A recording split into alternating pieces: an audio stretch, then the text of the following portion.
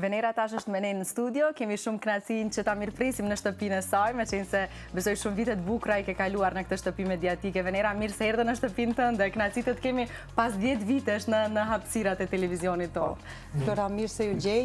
Kjo është vërtet shtëpia ime dhe gjithmonë njeriu shkon ku shkon, kur kthehet në shtëpinë e vet ndjehet më së miri. Sonte ndoshta kam më shumë emocione se rikthehem pas plot 10 viteve këtu në ekranin e Alsatit, jo përmes deklaratave, se vazhdimisht kam qenë në deklarata, por në emision këtu dhe përballë teje, me që edhe një periudhë bashkë kemi qenë këtu, është një kënaqësi e veçantë dhe sikurse u rastis me këtë 10 vjet shkëputje nga Alsati.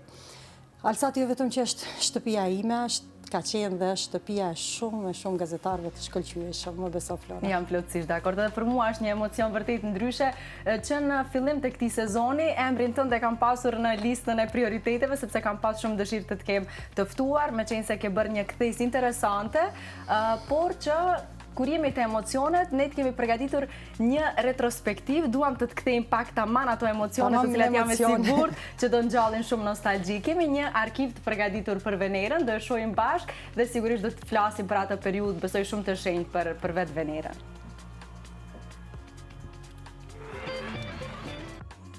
Mirë, kafen dhe çajin e mëngjesit sot jemi duke pirë me Diana Toskën, publicistën dhe gazetaren. Maqedonia në gazetarinë time është vepra e cila e ka nxjerrur zonja Diana së fundit, do të po diskutojmë për këtë.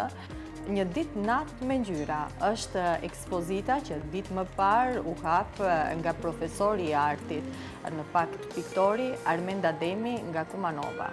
Një qershori përfundoi, por çfarë do të ndodh me fëmijët pas kësaj date? Kemi përfaqësuesit e ambasadës së parë të fëmijëve këtu në Maqedoni, janë Medjashi, është Jana Zengovska, psikologe në këtë ambasadë të fëmijëve, dhe gjithashtu Albolena Karaga është punëtore e paqes dhe që vija gjithsesi nga ambasada e fëmijëve Medjashi. Pse ishte ky titull? Armin, nga rrjedhi ky titull? Se ka që titull sfidues për një ekspozit që është nëse zgaboje para personale për ty. Humori në çaste të vështira është veti e një shpirti zëmadh. Si të erdhën këto fjalë? Dhe në fakt në cilësinë e kujt ishte Agim Gjakova? Včera беше меѓународниот ден на децата, но ние намерно го одложивме гостувањето за да докажеме дека на децата не им е доволно само еден ден да се посветиме, треба токму 365 дена. Krejt kjo që ne e pam.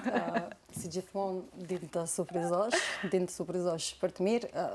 Këtu ka qenë, nëse zgaboj, para 14 viteve. Më duket se po, nga arkivi, nga ajo periudhë. Ajo që vërejta, kam qenë pak më e dobët. Unë desha ta them që nuk ke ndryshu fare. Drisa ishim të e rregullu në montazh, edhe unë edhe djemt ishim dakord që s'ke ndryshu fare. Kështu që për këtë besoj e përgëzojmë edhe bashkëshortin, edhe familjen, edhe gjitha. Për atë pjesë janë meritor... Apo dhe genetikën? Edhe genetika dhe është meritor gjithë shoqëria. Edhe vetvetja. Nëse i di vetvetes ti dhurosh buzëqeshje, ti dhurosh vetëm lumturi, beso se nuk plakesh. Sa do që vitet shkelin dhe ti nuk dorëzohesh. E thu, nuk dorëzohem, kam vendosur që ndroj kështu. Kjo ka qenë një periudhë e jashtëzakonshme këtë që e ndoqëm. Ishte një periudhë kur e filluam një program të mëngjesit që ishte çdo ditë, drejt për drejt, maraton nga 2 orë e gjysmë. Nuk ishte vetëm një emision i mëngjesit standard që ishim mësuar ta shohim. Kishim futur nga pak edhe politikë, ngjarje editore dhe bëm një mix diçka të re. Dhe mandej ajo që ishte përshtypje më e madhe tek popullata, i hapëm mikrofonat. Okej. Po. Dhe shikuesit ishin të lirë, paraqiteshin me pyetjet e tyre dhe ne fillonim diku ora 7 e gjysmë dhe vazhdonim, jo 2 orë, po 3, gati deri në ora 10 vazhdonim, po. Ishte, dhe paramendoj ti 3 orë, ti kesh drejt për drejt, është një sfidë, po kjo është shkolla ime më e mirë që e kam marrë ndonjëherë. Se atëherë jam bë shumë më afërt me publikun, kam krijuar shumë kontakte, Flora. Kontakte që edhe sot, ku jam të pozicion, gjithë to që i përmendëm, shumë shpesh besoj janë pasuria më e madhe që mund ta ketë një person kontakte. Bile një mysafir që kisha atëre para 14 viteve, këtë periudhën e njëjtë, një ditë më shkruajti që Venera, kjo më nxorri në memorje, nuk ke ndryshuar fare. Thash, po ka ndryshuar, tash jam në anën e tjetër të gazetarisë. Një kthesë jo e vogël, do thoja. Venera, në fillim, kur të paralajmërova, thash që gazetaria në familjen tuaj nuk është rasti, meqense ti je rritur në mesin e gazetarëve, është traditë që është trashëguar brez pas brezi. Dua të përmend nënën tuaj që ka qenë gazetare në Radio Shtetërore Radio Kumanova, gjithashtu edhe daja juaj, do thoja veterani gazetarisë në Gjata Qifi, motra juaj për gjithë ata që nuk e din, është Arta Tahiri, një nga gazetaret më të mira shqiptare që ka Maqedonia dhe redaktore në televizionin ton. Edhe vëllau juaj Veton Latifi ish gazetar dhe profesori im në fakultet. Si ka ndikuar familja në formimin tënd profesional, Venera? Mund të themi që ka qenë një presion i ëmbël që deshe të drejtoheshe ka gazetaria. Si ka qenë, si ka ndiku ky frymëzim për ty? Ti jam shtu e sinqert, Flora, babi ka qenë profesor i gjeografisë, babi i ndjerë dhe historisë. Mami ishte gazetare dhe punonte në radio deri në pensionimin e saj. Derisa po flasim për mamin, e kemi një foto të saj, është tamam në periudhën kur ajo ka qenë aktive dhe ka qenë gazetare në Radio Shtetërore Kumanova. Mund ta kemi në prapavi? Se jo. Po. Kjo është periudha e nënës tuaj. Mami më shumë gjason me Artën.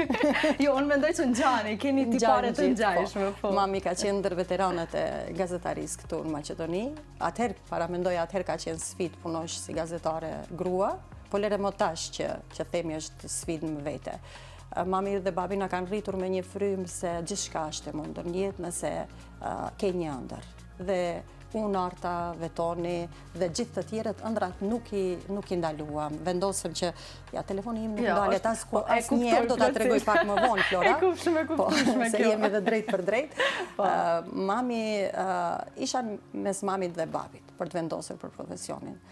Shumë dëshiroja të jem një arkeologe, duke pas parasysh se babi ishte i lidhur me historinë, gjeografinë, mirë po në fund të mbisundoj mami. Po, edhe thamë, po s'po e prishim zinxhirin, po vazhdojmë kështu në hapave të mamit, babin e kishim gjithmonë në mbështetje, ishim në frymën e gazetarisë, ishim në frymën të vërtet gjithmonë të kërkimit të së vërtetës, të kërkimit të ruajtjes integritetit si familje, llogaritemi si një ndër familjet më të mëdha në rajonin tonë të Kumanovës, tani jemi zgjeruar, kemi ardhur edhe në Shkupun e Arta, e kemi lënë vetëm vllaun atje është me mamin. Gazetaria për ne dhe nga ana tjetër të qenurit mësimdhënës, se familja jonë është ndarë në dy pjesë. Po je gazetar, po je mësimdhënës, profesor, arsimtare, kështu me radhë. Dhe ne me Artën vendosëm t'i marrim hapat e mamit, Vetoni është profesor universitar, tani fëmijët tanë janë krejtësisht tjetër, t'jam e sinqert, po. Vajza ime studion shkencat informatike, viti 3, fëmijët e Vetonit, njëri është biokimin ka përfunduar, tjetri është arkeolog. Asnjëri nuk ka zgjedhur gazetarinë. Vjen keq për këtë, Venera, ose jo?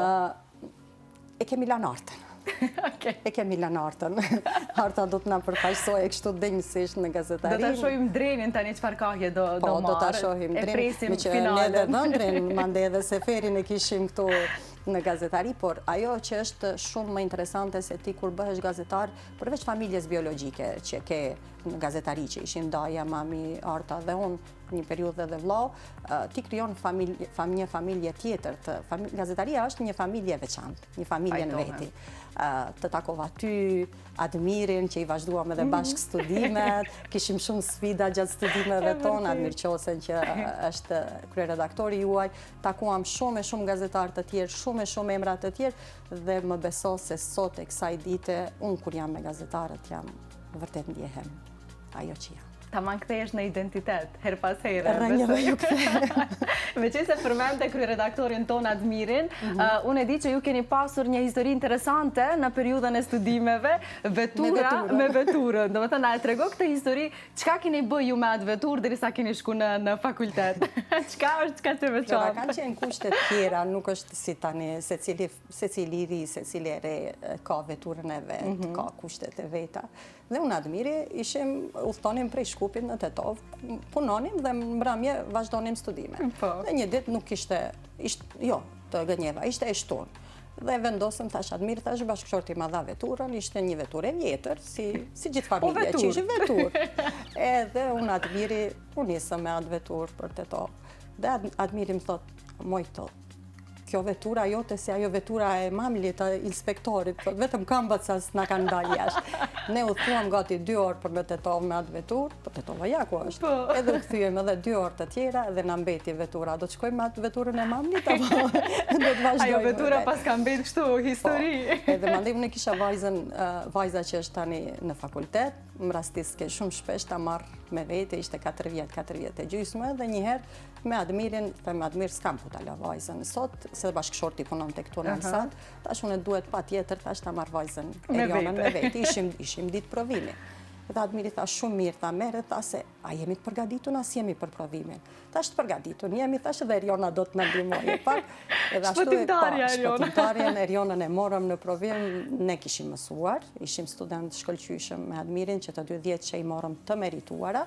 Dhe ndoshta pikrisht ajo marrja Erionës në provim ka ndikuar që sot Eriona është e shkëlqyeshme në fakultet. Ndoshta edhe mund të ketë qenë.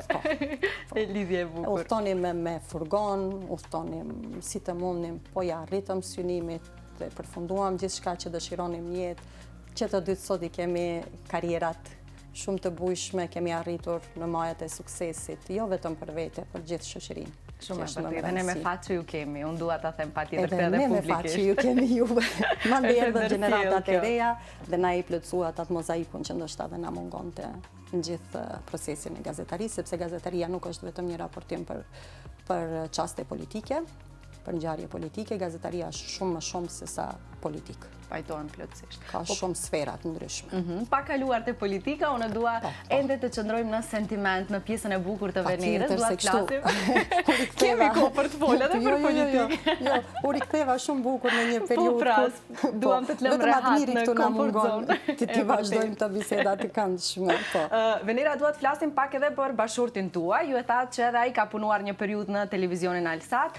Sa ka qenë lehtësim për ty që të kesh krah vetes një partner i cili është i të njëjtës fushë, sepse nuk është e thjeshtë që të jetosh me dikë që nuk e kupton botën e medias. E kemi portretin familjar tani, gjatë kohës që do ta marrim përgjigjen, kemi edhe foto shumë të bukura, retrospektive e kujtimeve të familjes tuaj. Gjatë periudhës që punonim bashkë, ishte pak më e vështirë, se beso që unë edhe ai nuk shifeshim. E patim vendosur kur është ai ndrimi i parë, unë t'jam ndrimi i dytë, shkaku Eriona se Etna është lindi shumë më vonë, Etna është shumë e vogël krahasim me Etnën.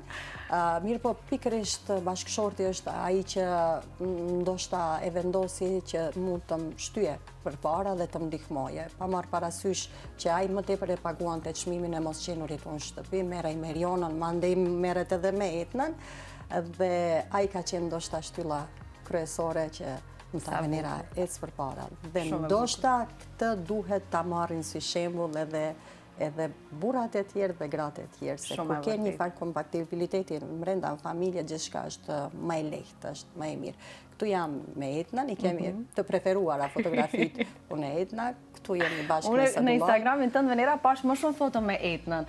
Është Eriona tip që nuk dëshiron të bëj shumë fotografi? Kjo është mami. Kjo është mami, po.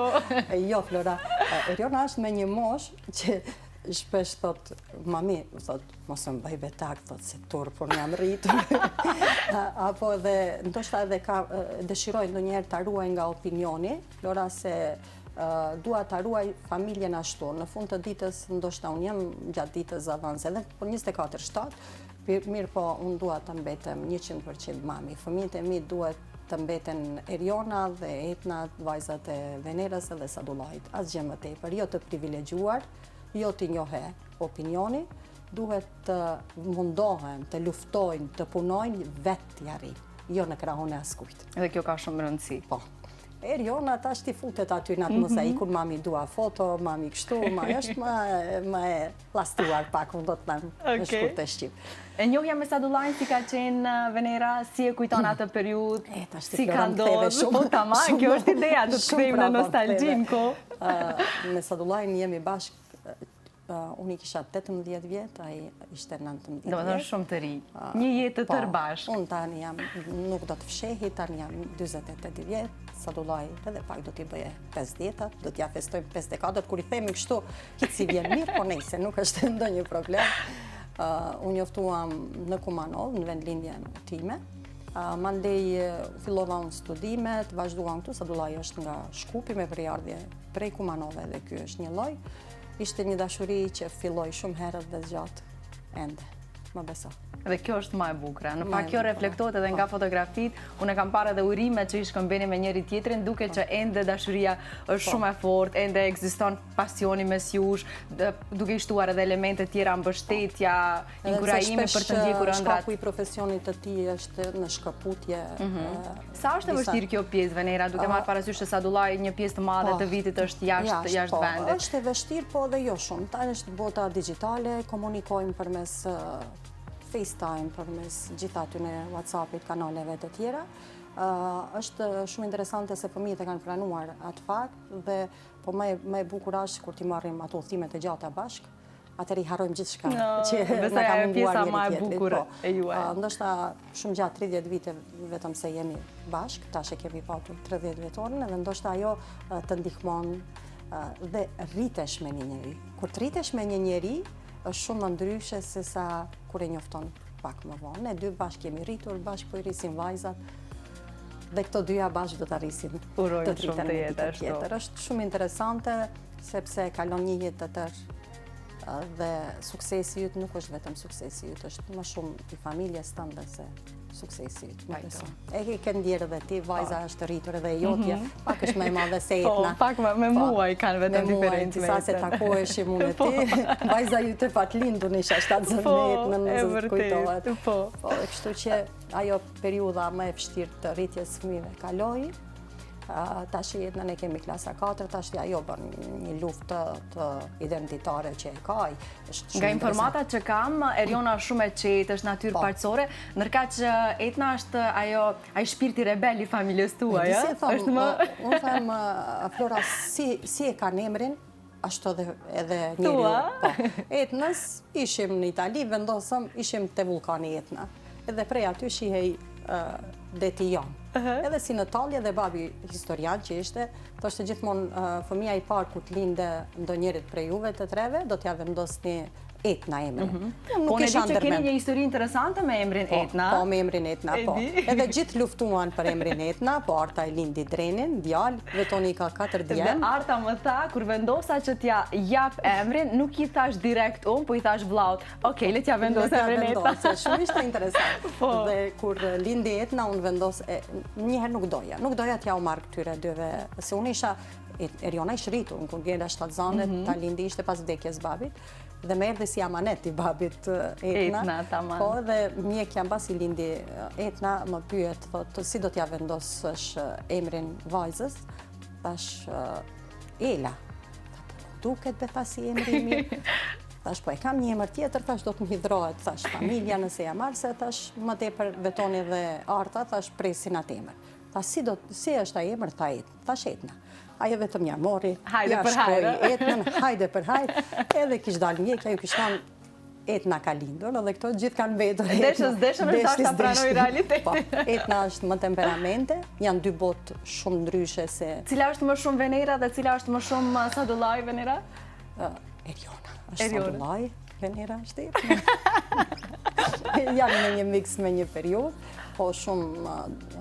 Janë vërtet shumë të lidhura njëra me tjetrën, ta është i bile sot e kanë kohën e kursit, Eriona e dërgon Etna në kurs. Sa bukur, është shlecuar pak kjo pjesë Venera, tash Eriona mundet në disa mënyra të të ndihmojnë, ndoshta teknikisht në shumë gjëra, besoj. Më shlecuar shumë, Flora, se shembull shumë shpesh, unë jam shumë ngusht me kohën, Eriona merr kujdeset për Etnën, e përgatit me mësime dhe gjithçka tjetër, dhe pastaj unë vinë shtëpi, janë të dyat në gjumë, dhe ashtë dita përfundon. Po, dhe më thej, ka momente kur më ndëgjojnë, ndoshta ajo energjia e ndjen kur vinë në shtëpi dhe vinë më përqafojnë vinë afër meje. Flora, më ka ndodhur disa herë që puna ime është pa orar. Puna ime nuk është e fiksuar, ka takime, ka deklarata që duhet jepen, ka informacione që duhet përgatiten, dhe një mbrëmje kur u ktheva, pikërisht ishte që të dyja ti kish pas zënë gjumi. Dhe u futa në dhomë, thash, vetëm nga një putje, dhe nga një përqafim t'ja udhëroj, dhe shkova në dhomë të flej dhe unë, isha i lodër. Dhe kur i shoh që të dyjat, jas të këtë me vete, që të dyjat erdhen, edhe vazhduan gjumin. Po, e vazhduan gjumin me mamin. Sa e bukur kjo. Ne kemi një surprizë për ty, Venera, dhe kësa rada nuk do t'jetë surprizë me video mesazh, po është një surprizë ndryshe nga herat e tjera. Ne deshëm që ta bëjmë këtë surprizë bashkë për ty. Hajde, mund t'na bashkan gjithë. Jo, nuk janë në kurs, janë në studio. Ka shpërtet më surprizua. Përshëndetje, Eriona, mirë se erdhët. Etna, si e? Mirë se na erdhe. Kur arritët të bëni këtë surprizë? No, mami u emocionu shumë. Mami u emocionua, jam Ullën ja mamin për tu. mamit. Etna, si kalove në shkollë? Sa e moment i bukur. Venera, ne deshëm që surpriza për ty të jetë ndryshe, duke marrë parasysh lidhjen e veçantë që keni ju të dyja, të treja bashkë, dyja bashkë me mamin. Tani duam t'i pyesim, Eriona, cila është lidhja që ti ke me mamin dhe çfarë do kishe dashur ti? Pak më emocionut, E di, kjo ishte ideja. Me mamin kam një lidhje të mrekullueshme, është bazuar në komunikim, në respekt dhe mbi gjitha në dashuri.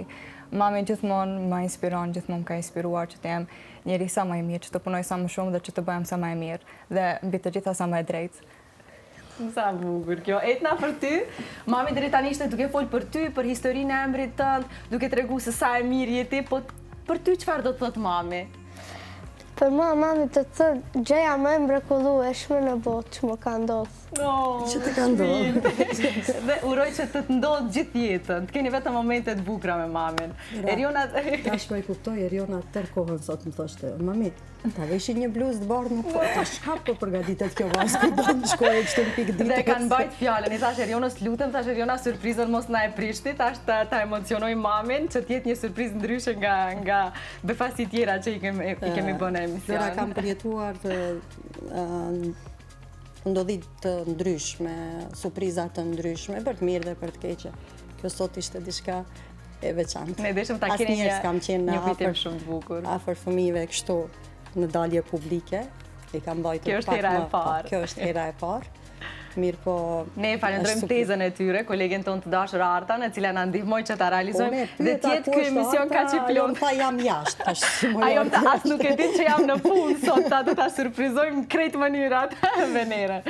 E për ta bërë të plot këtë surprizë, dikush Venera të ka shkruar një letër ty. Kështu do ta lexoj. Nuk është e gjatë, po shumë e ndjetë.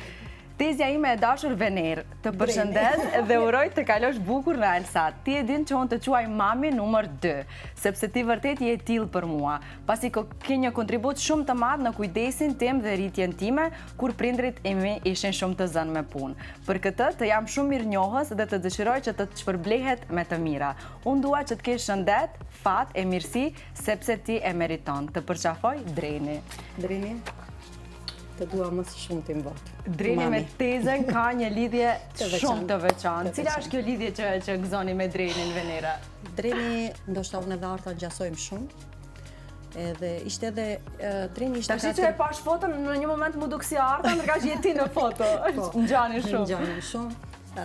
Bile edhe kur mora pozicionin e zëdhënses, shumica më thonin, Arta? Cila jeni? Jo, Venera.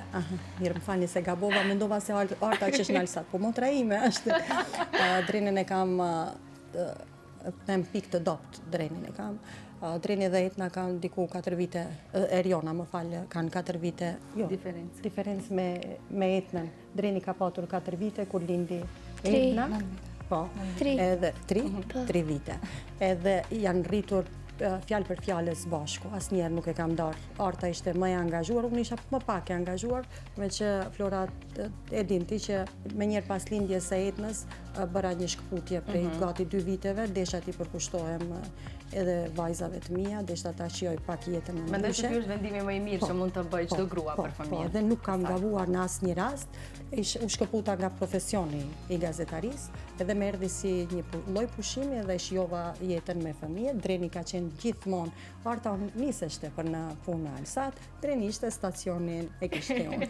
Edhe mami numër 2, ashtu si mami numër 2, një herë ndodhi Arta ishte në Amerikë, më falë Arta, ta ishte duhet ta tregoj, Arta ishte në Amerikë, ishte me punë, dhe Dreni ishte tek unë. Etna ishte shumë e vogël, foshke ishte. Edhe Dreni ishte më i lëvizshëm, kështu futem në dhomë, edhe shoh dreni ishte ngjitë për mbi një komodin që e kishim, i shkap për ato klimat, kondicionerin lartë, më thonë, dreni, çka bën bre? Po lozi, shimo zbrete s'don të zbrise, e mandej unë pak u bona nervoz, dhe si tregua martës që çfarë belaja kemi bën. Dreni është, asnjëherë askund nuk kemi shkuar pa drenin, dhe drenin e ndjej një lloj si e ndjej Erionën edhe Etnën, pa asnjë përjashtim më të vogël. Kjo është e veçanta e familjes tuaj, sepse unë e dija që keni një lidhje shumë të ngushtë, edhe ju si motra me Artën, por edhe me vajzat, edhe vajzat me Drenin, dhe kjo është, mendoj, gjëja më e çmuar që mund ta ketë njeriu në këtë jetë. Dua ta pyes Erionën, meqense është pak më e rritur, besoj tani më ajo po përballet me krejt sfidat që kalon mami. Eriona, si është të kesh një mamë që është kaq e angazhuar, një mamë që është vazhdimisht në syrin e publikut, që është personazh publik, e tani më me një ndikim besoj shumë të madh edhe në sferën e politikës. Si është për ty kjo ndjesi? Disa do të mendonin që është sfiduese, mirë, po për mua është tepër inkurajuese, sepse duke parë mamin sa punon, sa i përkushton njerëzve, sa jep mund që të bën vendin një vend më të mirë për mua, për motrën time, për familjen e saj. Me të vërtet më bën që edhe unë të punoj sa më shumë në rrugën time. Unë dhe mami kemi rrugë shumë të ndryshme profesionale, unë mësoj shkenca kompjuterike. Mirë, po mami mi ka dhënë bazat, më ka bërë që ta dua arsimin, që të punoj sa më shumë që mundëm, dhe besoj që ta bëj ndonjëherë krenare. Vetëm pak t'i ndjaj mamit, atëherë aq mjafton për mua. Por nuk e besoj as pak. Data në ndart bie, kështu thuhet.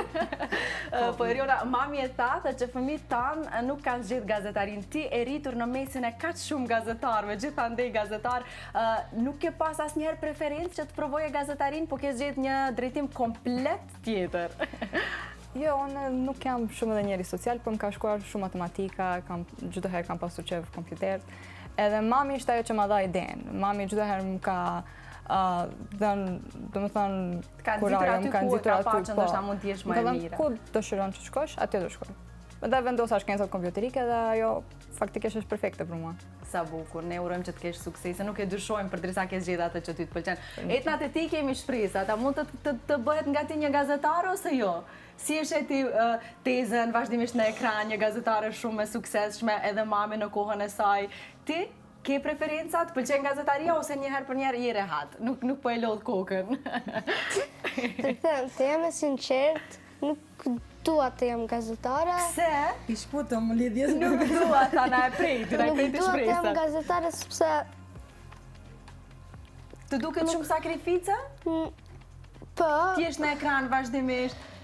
pastaj do të jam shumë larg nga familja ime. Zemra.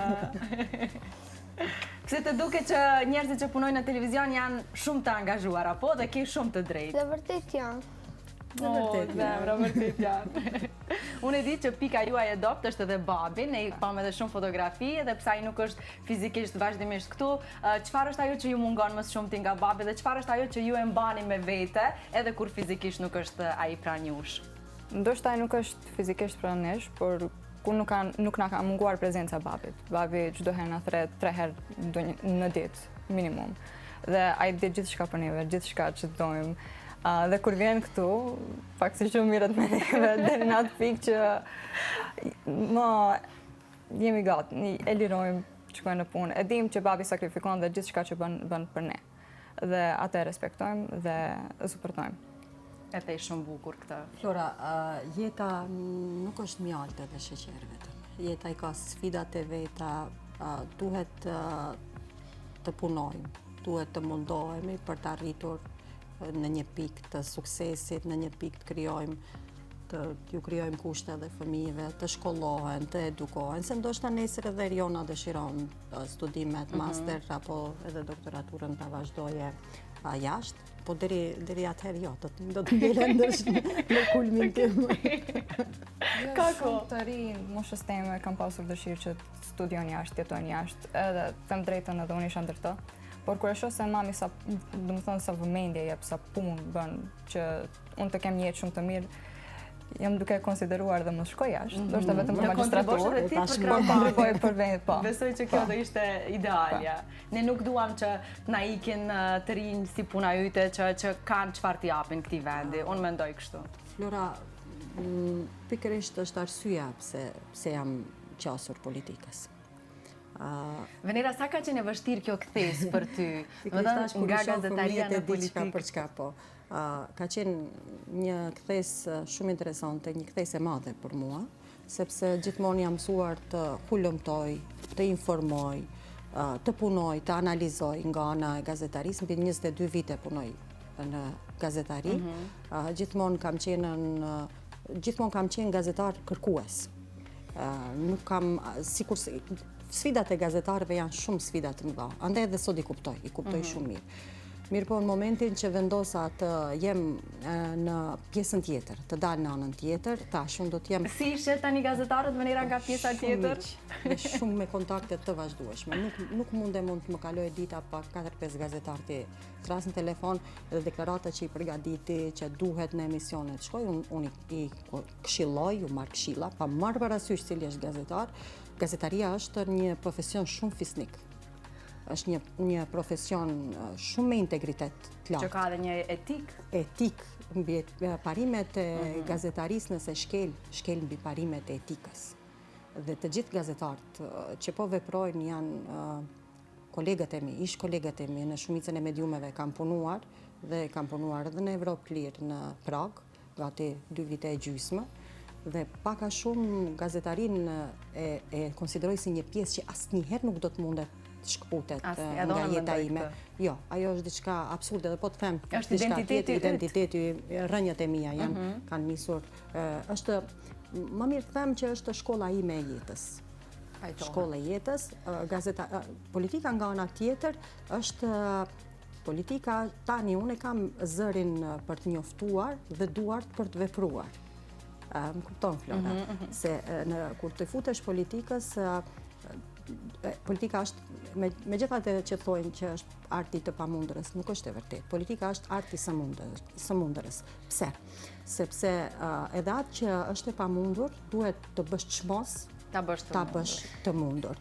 Në politikë mund të ndikosh në vendimarrje, unë ku jam aty kam drejt për drejt komunikimin me gazetarët, jam në fakt një urë lidhëse mes pushtetit dhe... Nuk ikën do nga gazetarë, ku do të shkosh i ke aty? Dhe nuk e kam ndërmend asnjëherë të iki, kudo që jam, nuk jam këtu për të ngjitur në karrierë.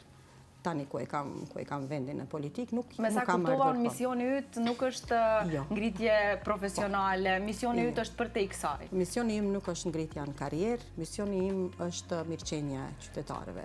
Misioni im është këta fëmijë këtu që i kam sot, dhe gjithë fëmijët e tjerëve që i kanë, po na shikojnë nënat dhe baballarët sot, një ditë mos të mendojnë të ikin jashtë vendit. Le t'i mbajmë këtu fëmijët. Ka politika shumë të mira që jemi duke i zhvilluar tani, të cilat jam e sigurt që do të ndikojnë te të rinjt. Nuk është e vërtetë se të rinjt shkojnë jashtë vendit për një pak. Të rinjt shkojnë jashtë vendit për një sistem arsimor më të avancuar.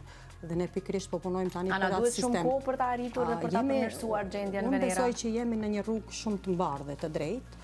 Jemi shumë pak kohë, 15 muaj, jemi 16 muaj, unë fiks 13 muaj jam në këtë pozitë që jam, Flora. Ajo që duhet bëjmë më shumë për të rinjt, dhe po e bëjmë.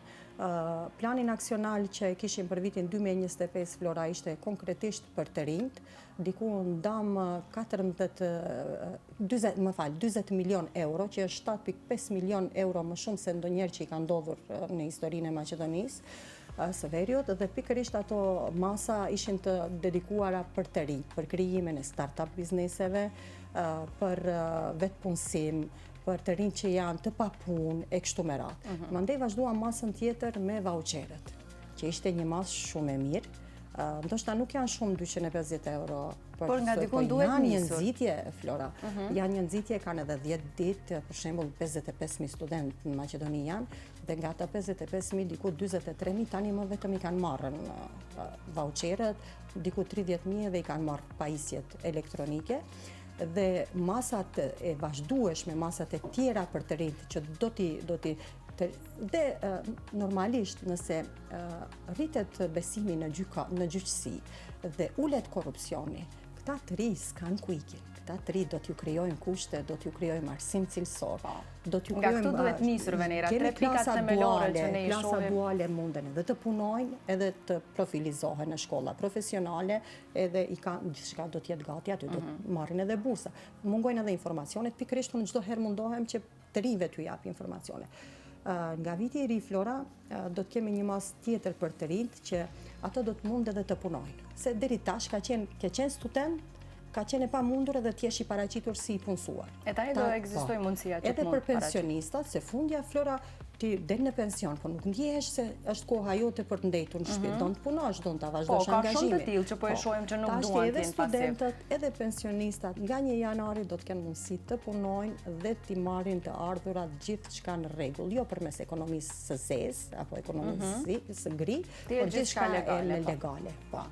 Ne urojmë shumë që të bëhet më shumë për këtë vend. Venera e thatë shumë mirë, duhet nisur në 3 themele, që janë sistemi arsimor, sistemi shëndetësor dhe ai i drejtësisë, sepse unë mendoj që këto janë 3 pikat ku kjo popullat ka humbur besimin, dhe po duhet nisur nga diku. Nëse del i riu dhe nuk e ka para derës të shtruar rrugën me asfalt, atëhera i ri shkon në Gjermani, ku nuk i përlyhen as këpucët, se është gjithçka pastër. E një vend pa të rinë është një vend pa të ardhme, kështu që nëse na ik rinia, çfarë mbetet për ne? Ato 116 projekte që për një vit që u ndam komunave, është një segment për ndërtimin e shkollave, sallave të sportit, ndërtimin e rrugëve, rrugicave. Ujësjellësit është turp të flasim tash për mungesë të ujësjellësit.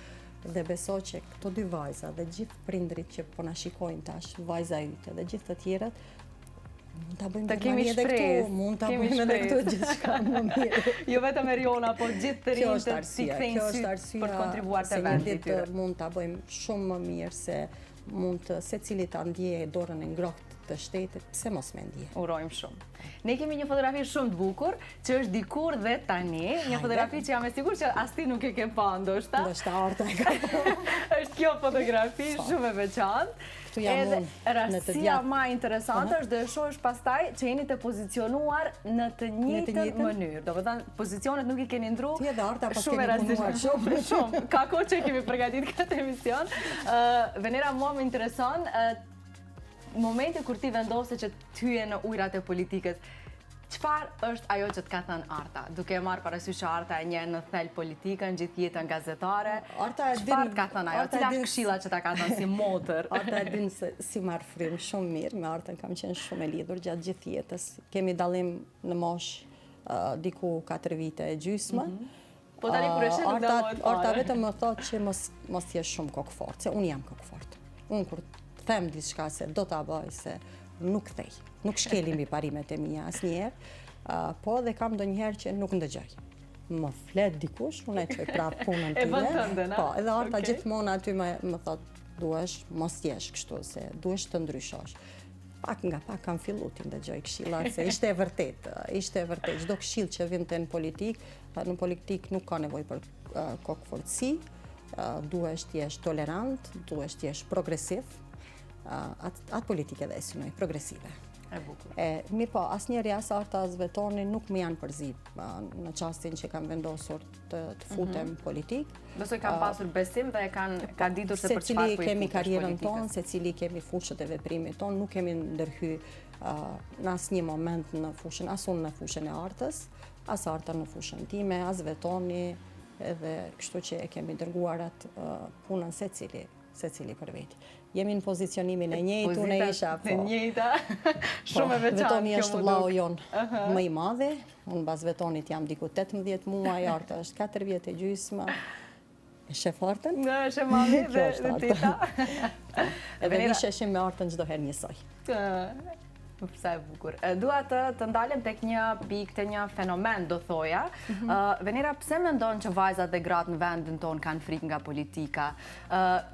Ku e sheti frikën më të madhe? Ne kemi shumë vajza dhe shumë gra të zonja, shumë gra që ndoshta mund të japin shumë politikës. Kemi të kyçura gra që janë aktive, por nuk mund të themi që janë gra direkt në vendimmarrje. Mund të themi më tepër janë në numër se sa gra të cilat kanë bërë ndryshime të mëdha në këtë vend. Ku është frika më e madhe e grave dhe vajzave? Pikërisht një nga përveç këtë që folëm deri tash që kërkesa se rinia duhet ngele këtu, duhet luftojmë për rinin, duhet ngrisim çdo standard për të rritin mbajtur këtu e t'ju krijojmë kushte. Një tjetër arsye është mungesa e grave në politikë. Ajo ka qenë unë 22 vite nuk janë pak që të ndjekësh gazetarin, shkojsh hapave të gazetarisë, nëse i rikthehemi 1991 të vitit, në përbërjen parlamentare të atëhershme të Maqedonisë ka patur vetëm 4 gra, asnjë shqiptare. Do të thënë 5% shi ka qenë i grave në 91. Tani kemi 43 gra. Dhe në taborin ku takoj unë, janë thuajse shumica, dhe në parlament janë thuajse shumica, 7 gra janë në parlament. Dhe në ekzekutive kemi marrë një farë fuqie. Gratë jo që hezitojnë, frigohen. Prandaj të pyeta direkt pse kanë frikë? Sepse politika vetë-vetiu është e vështirë, ka brenda shumë sfida. Dhe të qenurit edhe nën, edhe grua, është një sfidë shtesë, jo një sfidë shumë, sfida shtesë. Ti duhesh të bësh një balans mes politikës dhe duhesh të bësh një balans mes familjes. Por, nëse një familje të mbështet ty dhe familja jote dhe fëmijët e tu mirë kuptojnë, arrin deri diku ta mbajsh atë balans, mos të kenë frikë gratë. Mos të kenë frikë se nëse unë jam zgjedhur si gruaja e parë shqiptare që nga pavarësia e Maqedonisë të jam zëri edhe i burrave dhe i grave në këtë pozicion ku jam sot, unë nuk jam vetëm zëri i Venerës, nuk punoj vetëm për Veneren. Unë jam ai zë që mund ta shfrytëzojnë të gjithë gratë, të gjithë nënat që po na përcjellin, të gjithë motrat që na përcjellin. Unë vetëm munden t'ju them që le të guxojnë. Le të guxojnë të kyçen, le të sfidojnë veten. Njëherë ekziston frika, po pastaj gjithçka bëhet mirë. Le ta ndryshojmë vendin. Nëse ndonjëherë politika është llogaritur që është punë e burrave, nuk është e vërtetë. Tash gjithnjë më shumë shohim gra që janë të kyçura. Por e kemi patjetër ta themi që është e dominuar nga burrat. Është e dominuar, por është një fakt tjetër që ne tash për momentin kemi mbështetje edhe të burrave në politikë. Nuk na pengojnë. Angela Merkel në librin e saj të fundit thotë se tash e kuptova që të merresh me politikë nuk është avantazh, e vërtet është, nuk është avantazh. Edhe Albright thotë që një gruaje për ta marrë një gjashtë në politikë duhet punoje për 10 që si në studime. Është e vërtet se gruaja dyfish duhet të dëshmohet, se gruaja duhet të kujdeset për proceset politike, duhet të kujdeset për gjithë njerëzit që i paraqiten se telefoni im nuk ndalet. 24 orë nuk kam drejtë të ndalë telefonin.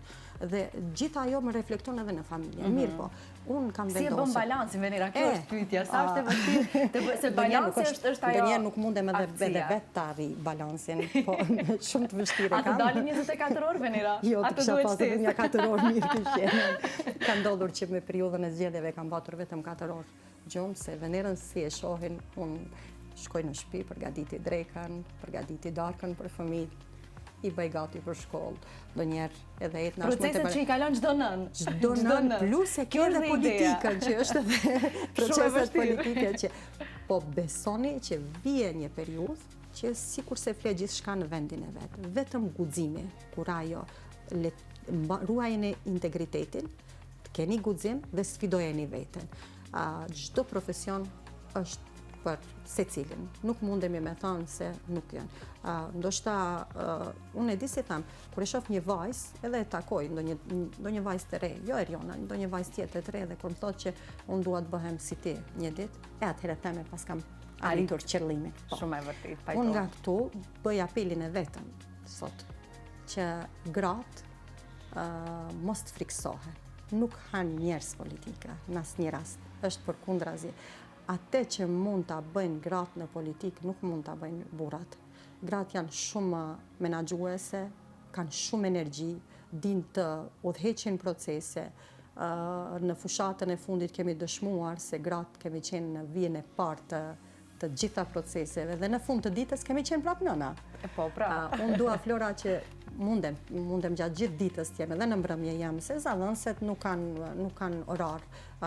Mandej të merresh me politikë, duhesh ta kesh parasysh se të dalin takime të papritura, konferenca shtypit të papritura, gjendje emergjente. Nuk e mund ta bësh një organizim të ditës fiks. Nuk mundesh ta bësh. Shembull, sot e kisha paraditën e lirë, Dhe në mbrëmje, ja dhe më surprizuar.